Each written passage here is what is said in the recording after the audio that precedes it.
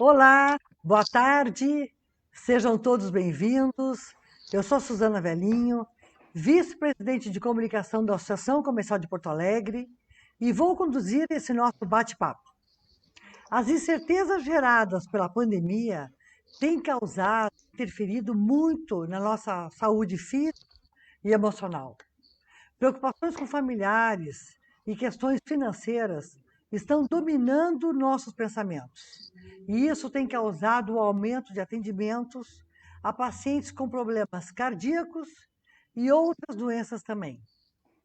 Essa constatação não é minha, e sim de um dos nossos convidados, o cardiologista Dr. Fernando Lucchesi, que nos contará outras percepções em tempos de pandemia. E para compor o nosso bate-papo, convidamos também o jornalista e comunicador Renato Matias, que falará sobre o poder da notícia e da comunicação positiva. Em nome da CPA, agradeço imensamente a participação de vocês conosco aqui. Depois dessas referências iniciais, acredito que o nosso encontro será cheio de energia positiva. E para isso pergunto: como manter a positividade em meio a tantas informações desanimadoras? Doutor Lucchesi, começamos com o senhor. Suzana, é um prazer estar contigo nessa nossa reunião online. Obrigada. Pensar positivo é o melhor remédio. E eu diria que é quase uma vacina, porque quem pensa positivo já evita automaticamente uma série de agressões à nossa saúde. O pensamento positivo, ele transforma o ser humano. Agora nós estamos tendo uma enxurrada de informações negativas. Os programas de televisão viraram verdadeiras funerárias. A gente está vendo continuamente covas abertas, coisas do Arco da Velha, mortalidade, etc. E aí me surpreende um pouco porque, por exemplo, nós estamos com 50 mil mortes, um pouco mais no Brasil. Morrem por ano no Brasil 750 mil cardiopatas com problema cardíaco que ninguém fala nada. São 750 mil, ninguém fala nada. Então, eu acho, viu, que nós estamos vendo essa medalha pelo lado errado, pelo lado negativo. Eu diria que o pessimista vê dificuldades em cada oportunidade, enquanto que o otimista vê oportunidade em cada dificuldade. Nós estamos tendo uma oportunidade agora. Primeiro, uma oportunidade de voltar para dentro de casa. Que coisa espetacular, tu curtir a tua casa, curtir a tua família. Isso é uma coisa que não existia. 3 meses atrás era uma corrida. Hoje nós estamos curtindo. Eu vi como uma oportunidade fantástica arrumar minha vida, arrumar meu gabinete. Saiu uma tonelada de papéis desnecessários aqui. Eu deixei a minha vida muito mais leve com essa pandemia. Eu estou vivendo melhor na pandemia. Isso é uma coisa que me surpreende. Eu não pensei que eu pudesse ter esse tipo de reação. E outra coisa, aprendi a me comunicar com gente. O Ricardo, por exemplo, que eu não vejo há tempo, estou aqui me comunicando com ele. Veja, estou me comunicando contigo, Suzana, que também fazia tempo que a gente não se via. É muito mais fácil hoje a gente se comunicar do que antes. Eu estou fazendo reuniões, coisa que eu nunca imaginei, por tal de Zoom, reuniões fantásticas, administrativas, com um resultado muito melhor do que as reuniões presenciais, que eu perdi tanto tempo na minha vida, e que daqui por diante vai ser só de Zoom. Não tem conversa, porque no Zoom cada um fala o que tem que falar, e só. E não fica dando palpite para os outros, porque é um por vez, essa coisa toda. Nós estamos aprendendo a conviver com grupos, às vezes, heterogêneos. Eu tenho participado de algumas lives absolutamente fantásticas. Acho que eu estou curtindo a pandemia. Claro, temos que ter uma série de cuidados. Os cuidados são esses, são muito fáceis. Então, esses dias, aliás, foi muito engraçado, que me entrevistaram numa rádio aqui de Porto Alegre, e eu dizia, só não quero falar sobre o vírus. Aí eles não conseguiram se segurar e me perguntaram sobre o vírus. Olha, eu não vou falar sobre o vírus porque os técnicos e expertos em vírus hoje são os jornalistas, os prefeitos, os governadores. E eu vou te contar, eu estou tão confuso com tanta informação que tudo que eu sabia de vírus agora está sendo contestado.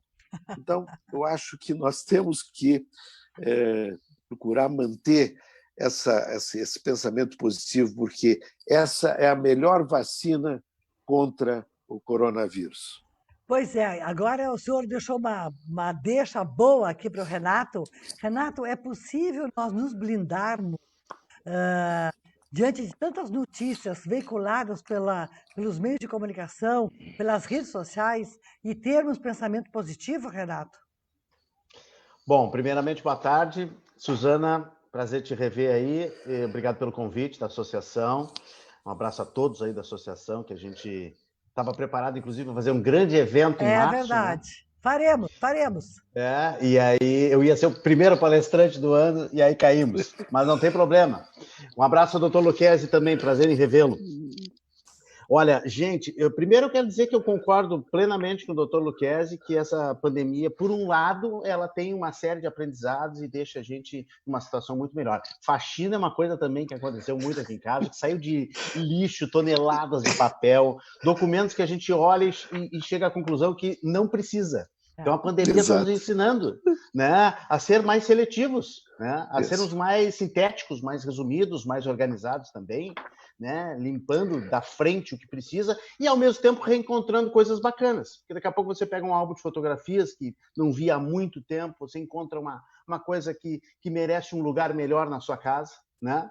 Daqui a pouco tem lá um diploma, um quadro, uma pintura, né? Eu redescobri, por exemplo, pinturas do meu pai, que estavam guardadas, desenhos do meu irmão, os dois já falecidos. Imagina que presente isso, né? Um presente emocional, né? Para a família nessa pandemia. Eu sou o cara que enxergo sempre o copo mais cheio do que vazio, né? Se tem a metade aqui, ó, eu enxergo essa metadezinha cheia. E isso não é balela. Quem me conhece sabe que eu sou naturalmente um cara otimista. Então, eu sempre penso muito positivo.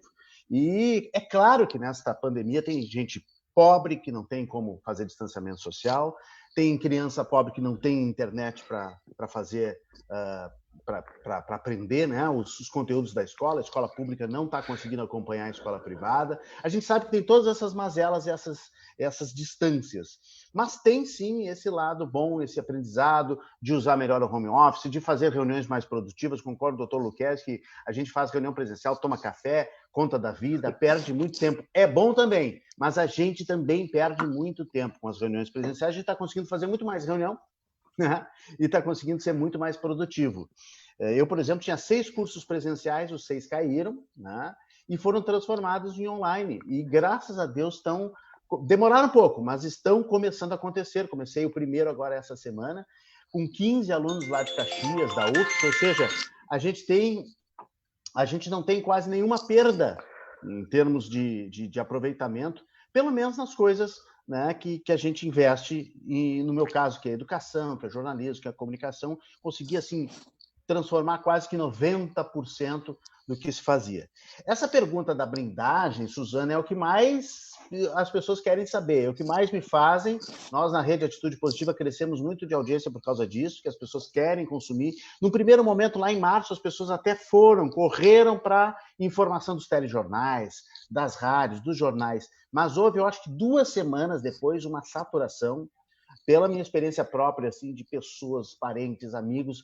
No final de março, estava todo mundo enlouquecido, não aguentava mais a contagem de mortos, a vacina, se ela vem ou se ela não vem, a cloriquina, se funciona ou se não funciona. Aquilo começou a intoxicar as pessoas. E aí veio o fake news, né? Aí veio uma grande briga ideológica no país, que já tinha, mas ela se acirrou. Então, houve uma saturação. E aí, a necessidade das pessoas se blindar no dia a dia das notícias ruins. Vou responder assim, de uma forma muito prática.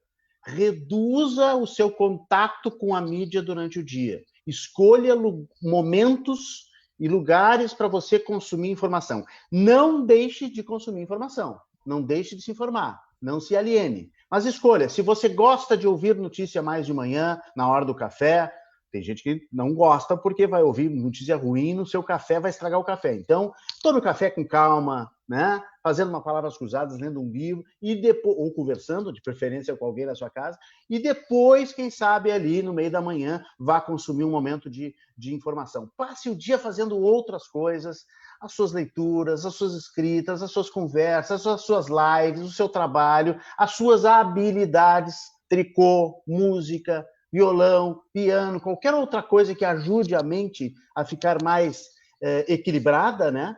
E à noite, quem sabe, escolha, vejam bem, um telejornal. Não caiam na febre de assistir todos os telejornais para saber se a Globo está dando tal coisa, a Bandeirantes está dando não sei o quê, o SBT, a Record. Isso é coisa para jornalista. Jornalista é que é neurótico, assim, que gosta de fazer comparações. Então, a pessoa que quer manter a sanidade, né? Acho que o doutor Luquez vai concordar comigo, ele já está fazendo sinal com a cabeça, veja um telejornal. Não gostou da Globo? Semana que vem pega a Bandeirantes. Não gostou da Bandeirantes, não gostou da linha editorial? Vai para o SBT, vai para a Record, vai mudando. O espectador tem esse poder de escolha, mas organize isso dentro do seu dia, dando ar, dando espaços para a sua própria mente. Doutor Lucchesi, o senhor, como cardiologista, tem sentido no seu consultório aumentos de problemas cardíacos? Bom, Suzana, houve esse fenômeno se repetiu em todo o mundo. Primeiro, sumiram-se os pacientes, sumiram-se os infartos. Nós tivemos uma live da Sociedade Brasileira de Cardiologia, que o título era Onde estão os infartados? Que não tinha ninguém. Simplesmente os hospitais esvaziaram, as pessoas ficaram com medo de chegar aos hospitais e não se ouviu falar mais em doença cardíaca. Teve momentos complicados, porque os hospitais sentiram essa evasão.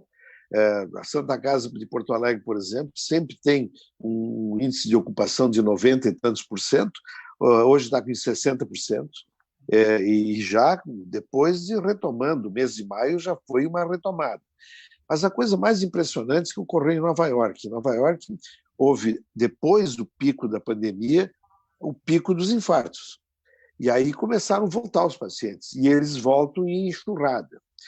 Por quê? Eles sentiam antes os sintomas, estavam em casa com medo de ir ao hospital, então fizeram aquela administração caseira de uma doença grave. E eu costumo dizer, uma administração extremamente perigosa, porque a mortalidade do vírus tem sido 0,7%, 0,8%, enquanto que a mortalidade do infarto é mais do que 15%. Puxa. E ninguém fez esse cálculo. Ninguém fez esse cálculo. Todo mundo já se posicionou. Não vou para o hospital porque eu posso pegar esse diabo desse vírus. Bom, agora, segunda quinzena de maio, começou a enxurrada dos infartos. As pessoas voltando porque deixaram de tratar suas doenças antes. Então, o que aconteceu? Por exemplo, nós, na Santa Casa, em média, fazemos tratamento, porque o infarto hoje se trata com um catéter, Renato. Não precisa, não tem mais aquela história de caldo de galinha e repouso. Quer dizer, quanto mais cedo se colocar um catéter na coronária e abrir, melhor é. Isso se chama angioplastia primária. Bom, nós fazíamos, em média, 12, 14 angioplastias primárias por mês. Em maio, nós fizemos 28. Ou 29, por aí, 28 ou 29, não me lembro bem o dano, mas é esse o número.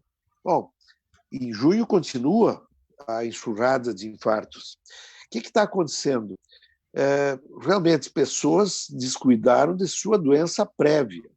A sua doença prévia era mais perigosa e era mais importante do que o vírus chegando, mas o vírus assustou mais. E a mídia teve um papel formidável nisso. A mídia assustou os pacientes de uma forma fantástica. E não foi só para obter resultados no confinamento, na reclusão, no distanciamento social. Aí foi um pouco assim de valorização da tragédia. O ser humano ele gosta de valorizar tragédias. Então, mas a tragédia distante da gente, lá no Japão, o terremoto, nos atinge pouco. Quando a tragédia está em torno da gente, aí nos atinge muito, e aí entra o estresse individual. Isto, os consultórios se esvaziaram e agora estão voltando, e os pacientes que estão voltando são seguramente mais graves do que os anteriores. Hoje, os pacientes que estão dentro do hospital são pacientes mais graves. Então, não tem dúvida, eu desde o início me manifestei sempre dizendo, tudo bem, respeitem as regras da pandemia, mas não esqueçam sua doença prévia, continuem tratando. E tem barbaridades acontecendo. Por exemplo, um paciente meu, Ricardo, imagina, um sujeito, um empresário do interior, ouve falar, um cara diferenciado, que os hipertensos eram do grupo de risco. E não sei que mecanismo cerebral ele fez, que então melhor era suspender o tratamento da hipertensão, suspender o medicamento. Eu não estou brincando. Ele suspendeu os antihipertensivos porque ele achava que também o antihipertensivo poderia ter uma interação com o coronavírus. Bom, aí quando depois eu corrigi isso, ele olhou para mim e disse, mas que barbaridade, como é que eu fui pensar nisso? Muita gente boa fez isso, deixou de tratar suas doenças em função de um inimigo invisível que passava a chegar. Agora, progressivamente, volta. Nós estamos de volta fazendo cirurgias cardíacas, fazendo cirurgias pediátricas, cirurgias de adultos, nós estamos de volta tratando doentes em internação e também estamos de volta tratando doentes em consultório. Mas ainda existe muito receio das pessoas e muito ainda, vamos dizer assim, evitar demais o tratamento da sua doença prévia. Não esqueça, a doença prévia é mais importante que o vírus. Renato, o que é exatamente uma notícia positiva? É interessante que, quando o doutor Luquezzi fala que a mídia teve uma contribuição para esse sensacionalismo, para esse catastrofismo, a gente fala muito sobre isso aqui na Rede Atitude Positiva. A quantidade de notícia ruim que a gente recebe gera nas pessoas um sentimento, uma sensação de catastrofismo, que parece que está tudo ruim à volta. Ou seja, tem coisa ruim, certo? Acontecendo, mas também tem coisa boa. E o trabalho que a gente tenta fazer, há 2 anos trabalhando, na verdade desde 2012, já com essa filosofia de construir uma pauta mais positiva, e existe uma vertente, graças a Deus, no jornalismo que trabalha muito mais a solução do que o problema, porque hoje o que é difícil, né, é discutir, entrevistar, fazer reportagens que apontem soluções. Porque para o jornalista é muito cômodo hoje apontar problema. O trânsito na rua é terrível, o pessoal não coloca o lixo na lixeira, o prefeito X, o prefeito Y, o INSS está com um rombo. Bom, é como se diz no ditado, chutar cachorro morto. Isso dá audiência, ou fazer discurso, né? Falar contra os políticos e falar contra quem é fácil falar mal, porque tem problema de monte. O mais difícil, não estou dizendo que é impossível, mas o mais nobre seria tu fazer um jornalismo de soluções, que te apontem soluções para a sociedade. Ok, problemas a gente sabe que existem, mas quais são as soluções? A notícia positiva, respondendo a tua pergunta, Suzana, é a notícia que aponta soluções. É a notícia que traz utilidade para a sociedade, que traz algum fim, que traz algum objetivo. Então, se o doutor Luquezzi lá descobriu uma nova forma de angioplastia, sei lá, alguma coisa que seja mais rápida, que seja mais eficiente, isto será uma notícia boa. A medicina e a tecnologia estão dando notícias boas nos últimos 50 anos de uma forma absurda. E tem uma pesquisa que indica que nos próximos 5 anos dará mais ou menos a mesma quantidade de inovação e de notícia boa, né, do que deu nos últimos 50 anos. A ciência, a tecnologia, a pesquisa, as universidades, a educação, a gente está vendo nessa pandemia o que as universidades estão produzindo de informação. Eu estou participando de uma pesquisa do impacto da Covid nos mercados. Né? O meu mercado é o mercado da rádio e da televisão. Eu estou fazendo isso para a Fevari como voluntário. Então, as universidades não estão paradas, elas estão radiografando, elas estão retratando, elas estão pesquisando, buscando as soluções. Isso é maravilhoso, é sensacional. E tem notícia boa em tudo que é lugar. Tem notícia boa na cultura, tem notícia boa na política, por incrível que pareça, tem. Daqui a pouco a gente pinça lá um projeto de lei bacana, construtivo, uma ideia de gestão pública ou gestão privada que possam inspirar outras gestões. Eu acho que isso é fundamental, isso é uma notícia boa. A gente faz bem uma distinção da notícia boa da notícia fofinha, tá? Que o americano chama de fluffy news. E aquela notícia para encerrar telejornal, a dona Maria tem 37 gatos e cuida deles todos os dias e passa pela vizinhança recolhendo a ração. Também é boa, tá? Ela acalenta o coração, deixa a gente feliz, termina o telejornal lá em alto astral. Isso também é legal, mas não é isso que a gente procura fazer no dia a dia.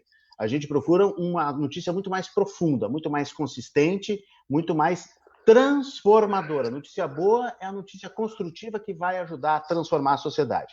Nós, jornalistas, Suzana, a gente se formou em comunicação social, não é verdade? Esse é o nome do nosso curso, né? Isso. E a gente hoje esquece o social. A gente quer ser muito comunicador. A gente quer aparecer na televisão, a gente quer escrever, quer falar no microfone, e a gente esquece a palavrinha social. A gente esquece aquilo que a gente tem, aquela parcela que a gente tem que devolver para a sociedade como comunicador, como, né, como curador, como repórter, como investigador, para devolver para a sociedade uma parcela desse nosso trabalho. E eu acho que é isso que a gente tem que fazer para tentar transformar a sociedade.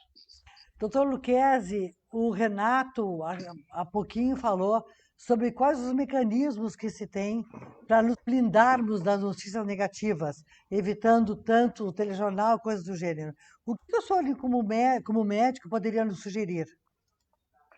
Bom, o Ricardo foi... Desligar tudo. Não, o Renato foi muito bem. O senhor está fazendo uma grande homenagem ao meu irmão. Muita gente confunde, né? O Ricardo, já falecido. O Ricardo mas falecido, eu conheci. Não, o Renato foi muito bem, porque ele foi muito preciso na informação de que nós temos que evitar as funerárias, funerária Globo, funerária SBT, tem que evitar as funerárias, isso não é bom para ninguém. Aliás, a única coisa boa que aconteceu, eu vi o contrário, já o comentário, velório com pouca gente.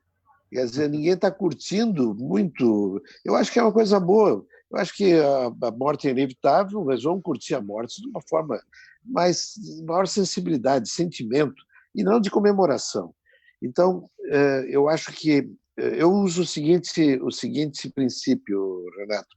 Eu vejo um jornal só por dia e procuro ver esse jornal bem cedo de manhã e não olho mais nada até à noite.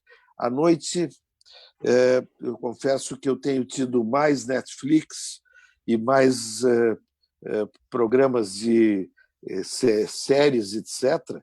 Aliás, nessa pandemia, eu vi uma série com 500 capítulos. Terminei ontem à noite. E está maravilhoso, porque são quase 500, não são 500 horas, mas são umas 300 horas que eu deixei de ver Jornal Nacional.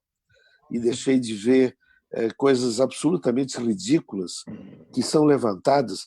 Olha, eu estou interessado se o presidente está usando máscara ou não. Isso aqui é um problema. Ah, pois é, mas isso é um exemplo. Cumpra a sua meta, use a sua máscara, lave a sua mão, use o seu gel. Mas não vamos fazer disso uma questão nacional. O Renato colocou muito bem a questão da ideologização do vírus. Quer dizer, não tem como isso, ou do tratamento, nunca tinha visto isso. Brigar por causa de um tratamento que, além de tudo, não tem uma confirmação, mas já tem dois grupos, um a favor e um contra. Puxa, isso está sendo muito difícil para nós médicos absorver.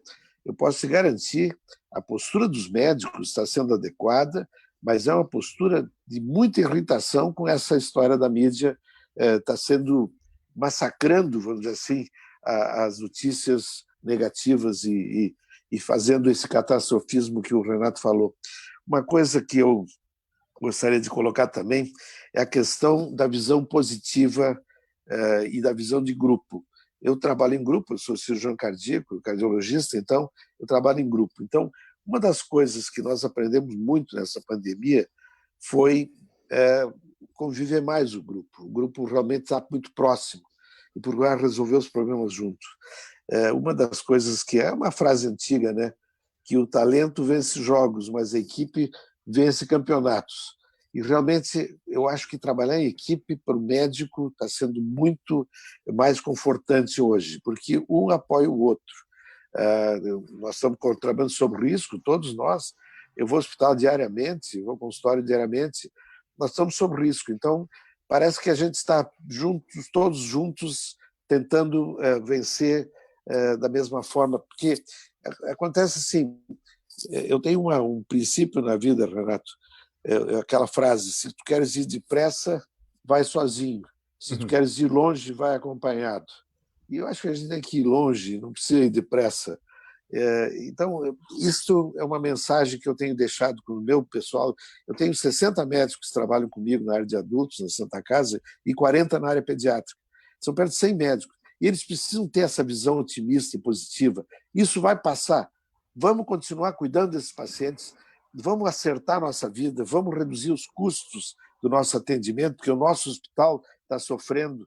Vamos trabalhar para que, na volta, nós sejamos muito mais fortes. Esse é o grande segredo. Nós vamos voltar depois dessa pandemia com uma força incrível.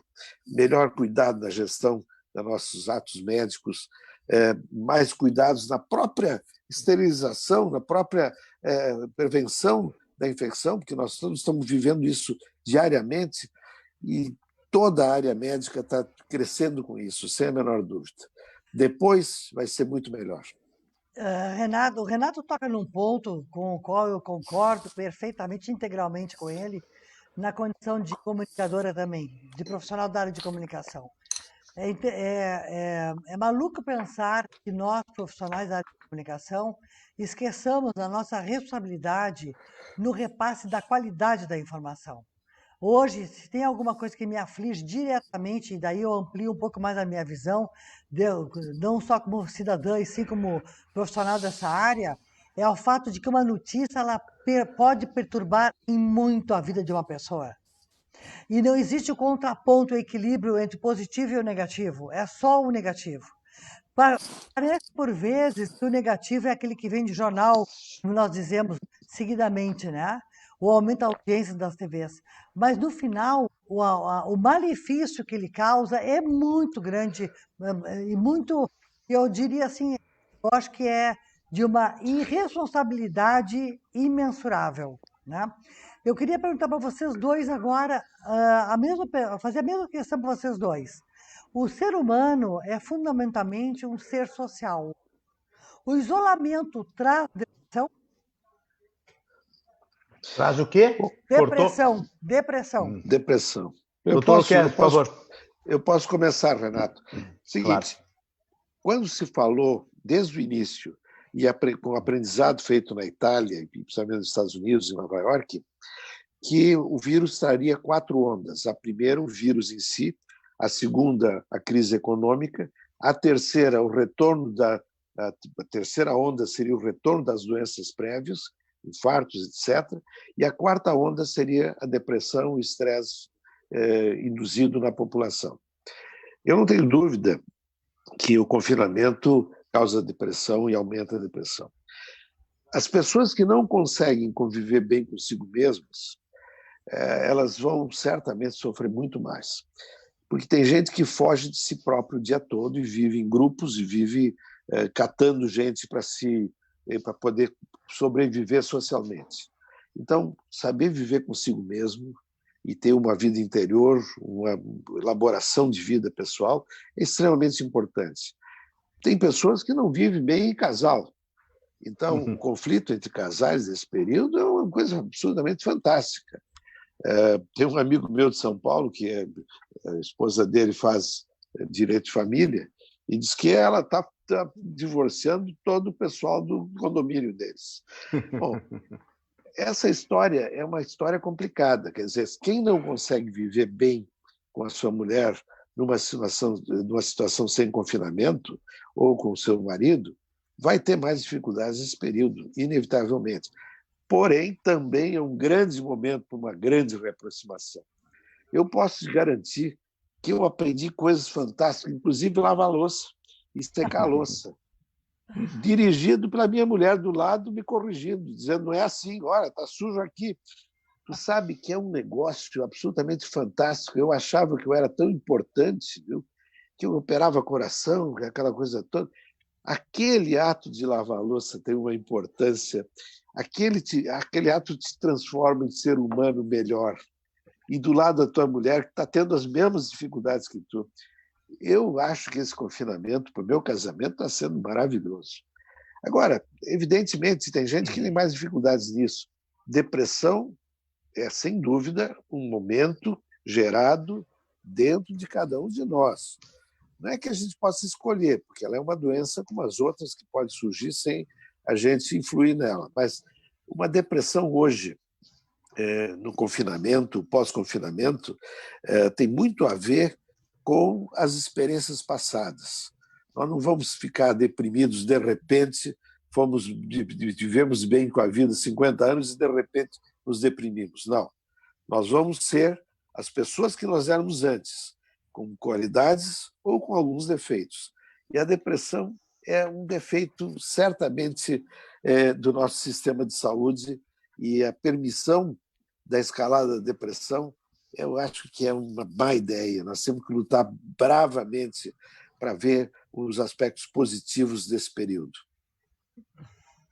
Renato. É incrível, viu, Suzana? É incrível que a análise do Dr. Lucchesi ela é muito especial, muito objetiva e muito direta, exatamente no que a gente pensa e trabalha. Sabe que o jornalismo ele é tão negativo e tão pessimista, querendo encontrar audiência, porque isso é uma herança dos anos 70. Nos anos 70, nós tínhamos um Brasil fechado, da ditadura, que escondia suas mazelas. Nós tínhamos a tortura, nós tínhamos a censura, nós tínhamos uma série de coisas que tinham que ser descobertas e apontadas e denunciadas por quem? Pelo jornalismo, entre outros. O jornalismo tinha essa missão, o jornalista era aquele herói. O tempo passou e hoje nós todos somos heróis de nós mesmos. Nós todos temos uma rede de televisão, nós todos temos um jornal para escrever, nós temos todos um direito de opinar com as redes sociais. Ok, que eu concordo com o Humberto Eco que a rede social deu voz a 1 milhão de imbecis, também.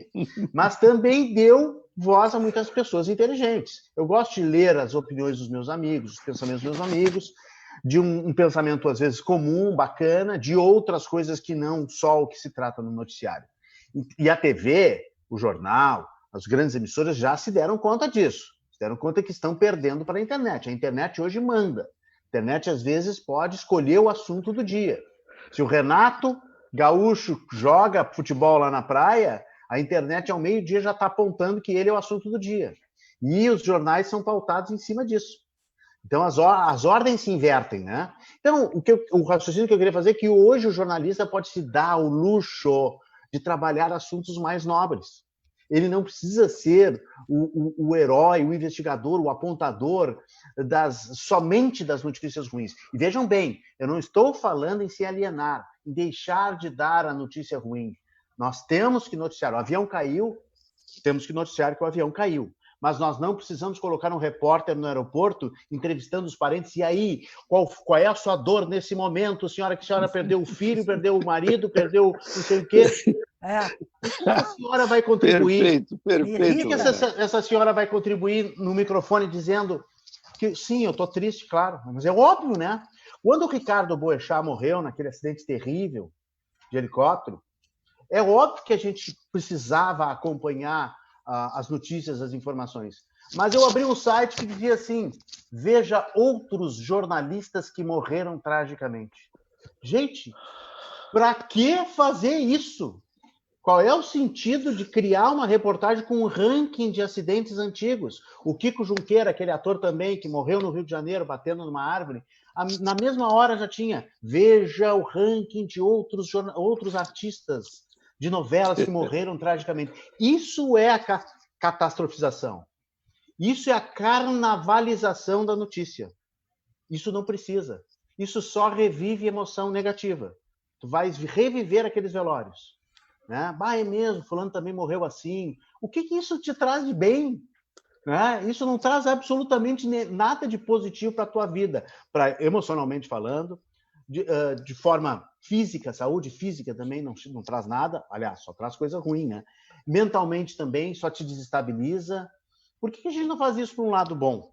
Né? Por que a gente não dá uma grande notícia sobre algo legal e inspira outras pessoas a fazer coisas parecidas? Nessa pandemia agora, essa onda de solidariedade que eu espero que fique, Eu espero que fique, espero sinceramente que fique alguma coisa, espero que as pessoas não voltem ao normal depois da pandemia. O novo normal. Voltem, o novo normal pode ser o velho normal, né? Claro. As pessoas voltam a ser egoístas, a pensar só em si, esquecem as pessoas que estão morando na rua e tudo mais. Agora está assim um show de solidariedade.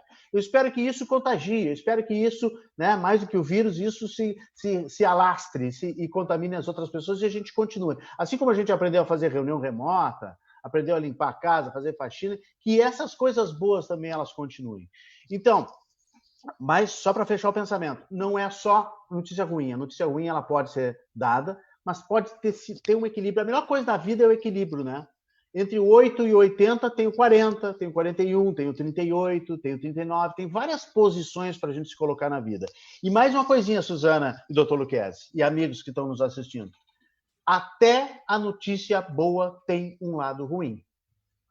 Se eu faço uma reportagem sobre uma onda de assaltos de celulares, as pessoas estão roubando, sendo assaltadas celulares nas paradas de ônibus, eu posso, já fiz isso, tá? Quando eu era chefe de redação, já fiz isso, eu propus isso, vamos fazer uma reportagem que ajude as pessoas a se blindar desses assaltos. Melhores horários para ir para a parada de ônibus, evitar os horários de assaltos, as regiões da cidade que estão sendo mais assaltadas. Isso é serviço, isso é utilidade. Isso é o lado bom da notícia ruim. Essa nossa live se propõe a ser interativa. E nós estamos recebendo várias perguntas aqui. E eu vou fazer a primeira a vocês, então, que é do senhor Paulo Meurer. Com o medo do Covid, como manter a moral da equipe em alta nos hospitais, nas empresas privadas e nas públicas? É uma coisa complicada, né? Mas eu acho, viu, o Renato colocou um tema que me parece muito importante: solidariedade. Até uma equipe, principalmente para mobilizar uma equipe, hoje a solidariedade pode ser um grande mecanismo, né?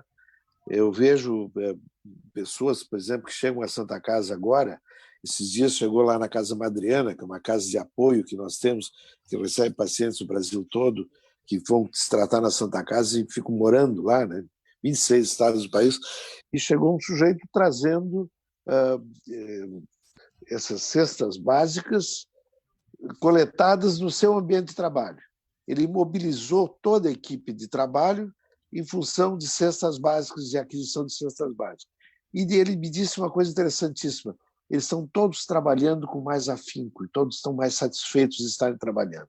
Ou seja, a solidariedade eu acho um grande mecanismo de superação dessa depressão coletiva, desse pessimismo coletivo. Vamos nos dedicar a ajudar quem não tem condições hoje. Aliás, a solidariedade já é muito conhecida e muito estudada há muito tempo. Vou dar um exemplo.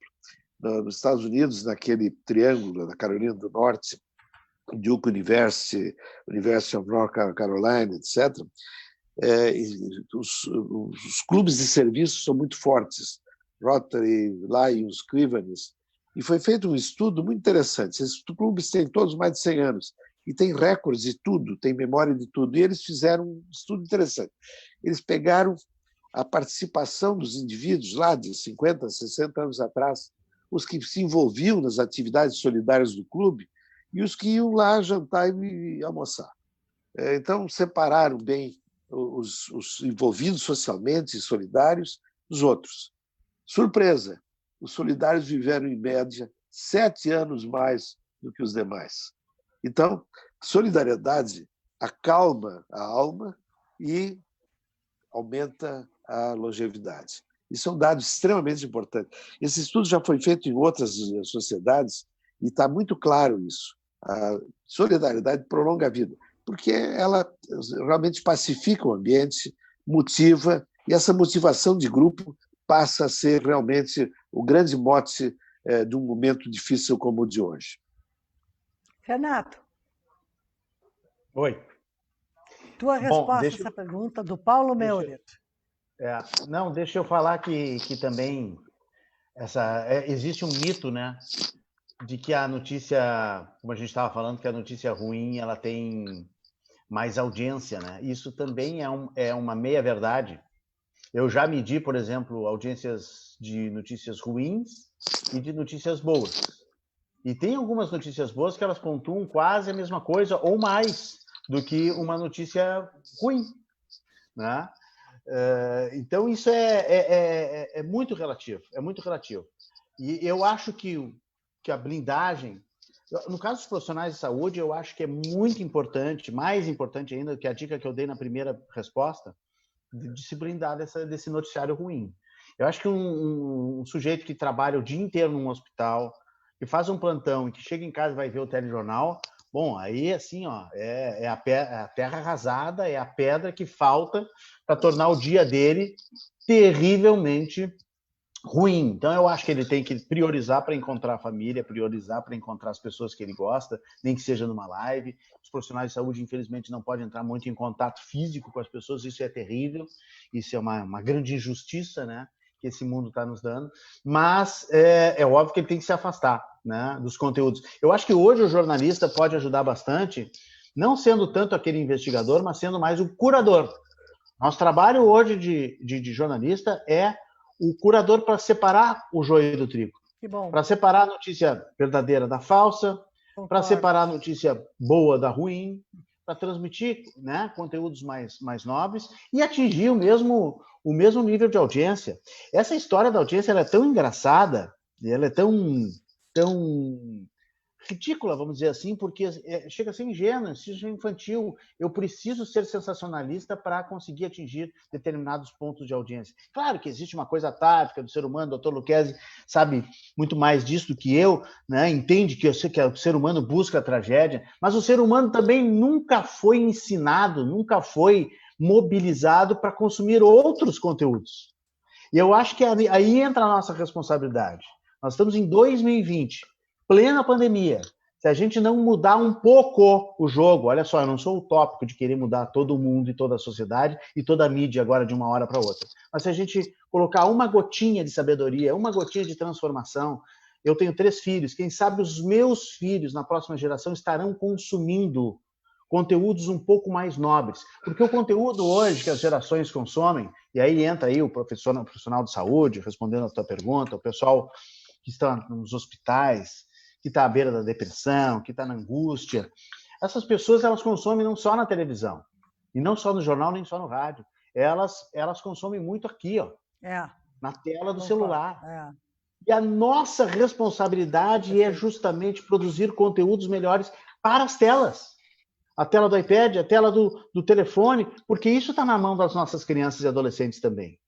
Uhum. É claro que a gente tem, como pais, uma super responsabilidade de limitar o uso e tudo mais, mas está quase impossível de fazer isso hoje em dia, não adianta, né? Ainda mais na pandemia. Os pais adoram dar uma tela para as crianças, aí, um tablet para a criança parar de incomodar. E isso é a pura verdade, infelizmente. Infelizmente, isso acontece. Então, quando isso acontecer, que os conteúdos daquela tela sejam melhores. Porque a gente não tem como controlar isso, gente. Não existe censura de Google, limitação de conteúdos e tal, que essas coisas não funcionam. As crianças e adolescentes driblam isso tranca o celular, não conseguem navegar. Então, que a gente ajude a produzir, ajude a mídia a produzir conteúdos mais nobres para que essas crianças e esses adolescentes se transformem numa geração melhor, numa geração menos ansiosa, menos angustiada, menos catastrofista, palavrinha meio difícil, mas essa que é a realidade, porque senão elas vão achar que está tudo ruindo à sua volta. Quem sabe a gente consegue construir uma geração melhor que enxergue à sua volta mais coisas boas do que ruins. Eu falei para vocês no início que esse papo, com certeza, seria um papo de muita energia positiva, como está sendo. E as perguntas estão chegando e nós estamos no momento, nos encaminhando para o final, mas eu gostaria de atender a todos aos nossos telespectadores, não é a palavra certa, mas as pessoas que estão nos assistindo. Então, para o Dr. Lucchesi, qual é a dose deste remédio para vivermos mais alegres e felizes? Uma pergunta da Marília. Qual é a dose desse remédio? É interessante. A doutora Becca Levy, que é uma neuropsicóloga da Universidade de Yale, eu acho que respondeu essa pergunta. Ela fez um estudo durante 40 anos do mesmo grupo de pessoas. Ela reunia a cada 3 anos os mesmos pacientes, e fazia a mesma pergunta. Quando você se aposentar, quando você tiver menos atividade, você vai perder a sua importância? Você vai deixar de ser importante na sociedade? Bom, aí foi uma coisa interessantíssima, porque as atitudes foram mudando ao longo do tempo, mas as pessoas que foram otimistas, que disseram, não, aí eu tenho uma segunda chance, eu vou reconstruir minha vida depois da aposentadoria fazendo as coisas que eu gosto. O outro diz, não, eu tenho ainda muitos planos na minha profissão. Os que responderam positivamente essa pergunta viveram mais do que os outros. Isso foi comparado, inclusive, com abandono do hábito de fumar, exercício físico, controle de doenças, etc. Eles compararam as diferenças da atitude positiva na vida com a atitude de prevenção de doenças. E foi mais forte na longevidade, na busca da sobrevida de mais longo prazo, a atitude positiva. Então, a dose é ilimitada. Essa dose de otimismo é ilimitada. Não tem contraindicação. Sem contraindicação. Esse é um remédio sem contraindicação. E é como eu dizia no início, ele vira uma vacina, porque ele te blinda de toda a atividade negativa ao teu redor. É uma forma de te blindar. Então, respondendo para essa pergunta, eu diria: a dose desse remédio é ilimitada e ela é disponível, porque ela está dentro de cada um de nós. Nós não precisamos ir para a farmácia. Esse remédio está disponível, está na nossa mão. Que maravilha. Renato, o Felipe pergunta, quem sofre mais nesse período, o otimista ou o pessimista? Tranquilamente que o pessimista, né? Porque, como disse o doutor Luquezzi, as pessoas que já têm alguma coisa ruim, né? Alguma semente de ou depressão, angústia, ou de relacionamentos complicados, as pessoas que não conseguem ficar consigo mesmas, né? Nesta pandemia, nessa quarentena, estão sofrendo horrivelmente. As pessoas que conseguem, as pessoas que precisam. Eu tenho alguns amigos, alguns conhecidos que dizem assim: eu preciso dar uma voltinha, eu preciso espairecer. Eu não aguento mais, eu não consigo ficar no distanciamento controlado, não consigo ficar em casa, eu preciso dar uma chegada no escritório. Essas pessoas, no fundo, é uma sublinguagem, elas precisam fugir da sua vida, ou precisam fugir dos outros. É porque não conseguem aguentar o casamento. Os pais, no início dessa quarentena, quase entraram em parafuso, quando descobriram que iam ter que ficar com os filhos dentro de casa. Imagina! O pai, quando larga o filho no colégio, ele tem um alívio, assim, bom, agora a minha tarde está livre para eu fazer o que eu quero. Claro que existe, sim, um movimento natural que a gente tem que entender que é natural, que é normal, isso, não é nenhuma insanidade, você querer deixar o filho na escola e poder cuidar um pouco da sua vida. Mas quando isso se torna um problema, quando isso se torna um vício, é realmente um grande problema. O pessimista aumentou a sua dose de pessimismo, o angustiado aumentou a sua dose de angústia, o depressivo aumentou a sua depressão nessa pandemia, nessa quarentena, porque as coisas elas se realimentam, elas se retroalimentam. E é incrível, né? Eu vou dar o exemplo da minha mãe, por exemplo. Espero que elas não estejam ouvindo, porque ela tem 90 anos e usa Facebook, ela é um azogue. Mas ela, assim, pouco saía antes da pandemia, né? Até porque tem algumas limitações de saúde e tal. Veio a pandemia e disse, mas eu não posso sair, eu não posso dar uma volta contigo na quadra, eu não posso ir no mercadinho, eu não posso ir no Zafari. Não sei se pode fazer merchandising aqui, Suzana. Já foi feito. Então, o Nacional, no Extra, no Rissul, fiz todos, pronto. E aí, quando o momento em que você... Isso acho que do ser humano, doutor Luquezzi me confirma. No momento que você diz que a pessoa não pode sair, aí é que vem. Aí surge a necessidade. Impressionante, né? Doutor Luquezzi, tem uma pergunta que é provocativa ao senhor aqui, mas nós precisamos, estamos esperando pela sua resposta. O publicitário Caco Keller pergunta, na opinião do senhor, Quem deveria tomar esse remédio de otimismo, o prefeito ou o governador? Caco, olha, e o Caco é meu velho amigo e certamente ele está querendo me botar numa fria que eu não vou entrar. Agora, as atitudes são muito individuais. É impressionante como cada um reage a uma situação dessas de risco com suas experiências passadas e sua personalidade, sua forma de ser, né? E o pior é que também tem toda uma mídia em torno, tem todo um preparo de uma eleição que vem daqui a pouco, e essas coisas contaminam muito o processo de condução da sociedade. Isso é muito complicado. Eu preferiria que ninguém fosse candidato à nova eleição, que todo mundo estivesse só pensando no benefício que o povo pode ter com as suas atitudes pessoais. É muito complicado.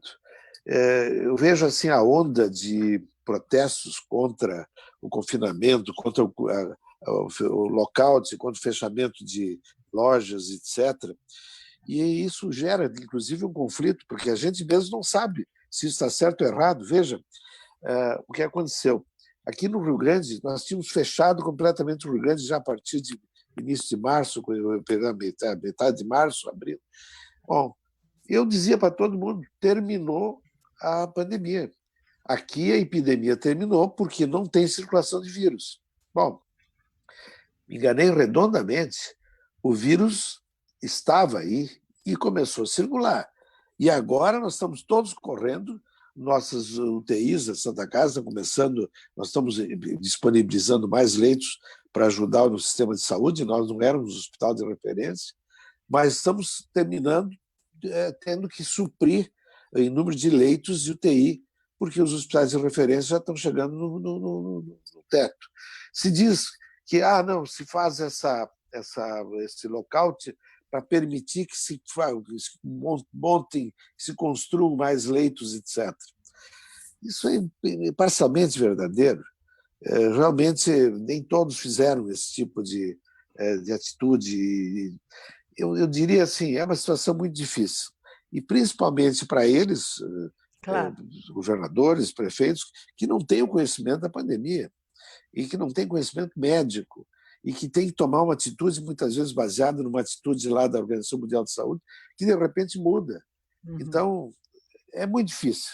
É um período difícil para todos. Eu acho que não condeno ninguém. Renato, como estimular as pessoas ao nosso redor a serem positivas? Quais os caminhos para isso? Quem pergunta isso é a nossa jornalista Charize. Querida Charize, eu acho que a melhor coisa que tem, pelo menos a gente já está fazendo isso, é falando sobre coisas boas. Essa live aqui eu tenho certeza que ela inspira, que ela contagia outras pessoas, né, a fazerem o mesmo. As pessoas pelo menos vão refletir um pouco. Será que a minha vida não está muito pessimista? Será que eu não estou sendo muito pessimista? Não estou sendo muito para baixo? Eu acho que, de alguma forma, o que a gente está fazendo contribui, né, contribui para uma sociedade melhor, contribui para um mecanismo, né, de otimismo das pessoas. Então, eu acho que uma outra coisa também muito prática, viu, gente? É a postura otimista, a postura positiva no dia a dia, a postura fisicamente otimista, né? O sorriso, por exemplo. Shakespeare dizia que o sorriso abria portas, derrubava castelos, conquistava reinos, né? Muito mais do que a mão do homem, do que a guerra, do que a arma. O sorriso hoje é uma grande arma. E um amigo meu, filósofo, que hoje mora, é um especialista em tecnologia, mas ele dá umas palestras bem bacanas, assim, de autoestima, né? Um pouco espiritualizadas e tal, pelo mundo. Ele mora na Índia hoje, em Pune, na Índia. Mas ele diz, sorria, mesmo que seja um pouco fingido, mesmo que seja um pouco forçado. Um dia você vai aprender a sorrir de verdade. Muito boa. Muito boa, Renato. Gostei. Gostei. Estamos tendo aqui grandes lições de vida. Doutor Lucchesi, tem uma provocativa para o senhor aqui também, uma outra. Nós já estamos nos encaminhando realmente para o final, mas vamos lá. Tem que ser resposta curta. Doutor Luquezzi, com a quarentena, o ócio criativo está aflorando ou lavar louças também faz parte desse ócio? A Fernanda pergunta. Fernanda, está sendo espetacular. Aprendi a lavar louça, sempre fugi da cozinha. E olha, certamente gastronomia não é a minha praia, não vou conseguir cozinhar. Mas a minha cozinha aqui está em ordem, viu? E aprendi coisas fantásticas. Por exemplo, assistir séries de mão dada com a tua mulher. Olha, são 300 e tantas horas dessa série Resurrection, que eu estava citando antes, uma série turca, espetacular, história da Turquia. Foram 300 horas, pelo menos, porque são 500 episódios de 40 minutos. Bom, eu vou dizer uma coisa para vocês. É espetacular. Eu acho que o meu aprendizado está sendo maravilhoso e eu estou gostando muito dessa pandemia. Eu queria pedir a vocês dois que, de forma rápida, vocês nos dissessem, ou melhor, dessem uma mensagem positiva a todos que estamos participando dessa live com vocês. Por favor, Renato, primeiro. Bom, para fechar, então, agradecendo ao convite mais uma vez, por esse momento aí de troca de experiências, de ideias, rever o Dr. Luquezzi, a Suzana, a todos aí da associação, muito obrigado pelo convite. E dizer que eu acho que a chave de tudo é se cercar de conteúdos positivos, né? Deixar-se infiltrar e se estimular por conteúdos positivos. Seja uma série turca, né? Seja o True Detectives, que eu estou revendo, que eu não tinha gostado, mas eu comecei a rever, dei uma segunda chance e a série está sendo sensacional. Primeira temporada é maravilhosa, a segunda já não é tanto, já estou na terceira, que retoma a qualidade da primeira série. Filmes espanhóis e argentinos são os meus preferidos, estou vendo vários nesta quarentena. Os livros, né, as mudanças na casa, as pessoas positivas, se cerque de pessoas positivas, elimine do seu Facebook, do seu dia a dia, dê um tempo, corte. O Facebook tem um mecanismo lá que não é cortar amizade. O soneca. É a soneca, é dar um tempo. Dá um tempo.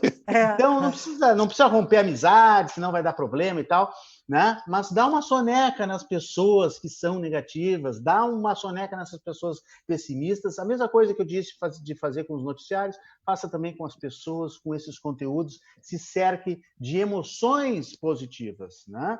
Porque senão, daqui a pouco você pode cair nesse vácuo, nesse breu, nesse poço do negativismo e do catastrofismo. É muito arriscado que a gente acabe entrando nele, caindo nele, por força do ambiente. O Robert Sternberg, que é um psicólogo que estudou muito a criatividade, né? Estou estudando ele muito no mestrado lá de indústria criativa que a gente está fazendo.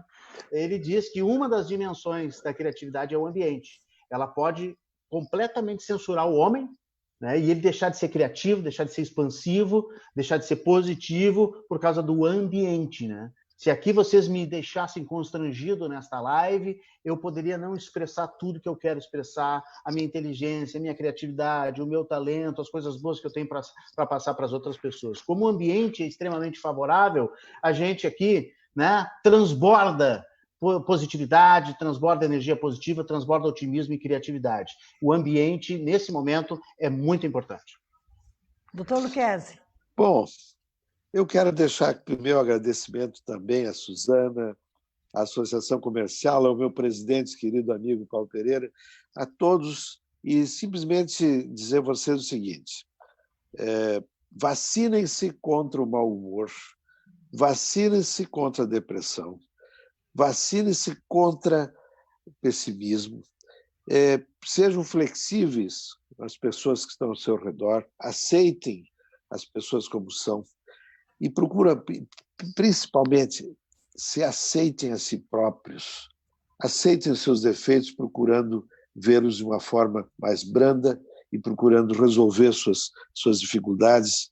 E aquilo que eu falei no início, o pessimista vê dificuldades em cada oportunidade e o otimista vê oportunidade em cada dificuldade. Então, essa é a minha mensagem. Olhem para frente, olhem para cima. Obrigado, Suzana. Renato, obrigado pela aula, Renato. Obrigado, senhor. Obrigado. Obrigado, senhor. Em nome da Associação Comercial de Porto Alegre, Agradeço muito a presença e a participação do Renato Martins, do Dr. Lucchesi conosco nessa tarde de hoje. A CPA, tão preocupada quanto com os seus CNPJs, dos seus associados, também é preocupada com o CPF das pessoas que estão nos ouvindo. Fica uma mensagem clara aqui de que ser otimista ou pessimista é uma escolha de cada um de nós. As circunstâncias externas existem e sempre existirão. Nós não podemos nos pautar por essas condições externas. Vamos buscar no nosso interno a nossa sobrevivência e vamos fazer com que o nosso dia a dia tenha, por cada um de nós, a pesquisa do positivo, o olhar para o positivo, o carinho, a atenção, enfim. E vocês dois colocaram situações assim para nós muito importantes que dizem respeito exatamente ao fato de que talvez uma vida agitada não nos propicie muito tempo para nós pensarmos profundamente em nós mesmos. Pois agora esse tempo está aqui, está ao nosso dispor. Nós temos sim mais momentos de olharmos para o nosso interior e procurarmos fazer com que os nossos sonhos aconteçam de forma positiva, porque negativa nunca nós vamos conseguir ter uma ferramenta que possa nos permitir chegar aos sonhos. Então, eu queria agradecer mais uma vez e agradecer a todos que estiveram conosco, convidar a sempre estarem conosco, porque realmente é isso. A Associação Comercial de Porto Alegre, vocês são uma entidade absolutamente inserida no seu contexto. E quero deixar a seguinte mensagem: olhe para dentro, olhe para si, olhe para cima e vamos adiante. Boa tarde. Bom, Boa tarde. Obrigada a boa todos. tarde. Tchau. Obrigado. Tchau.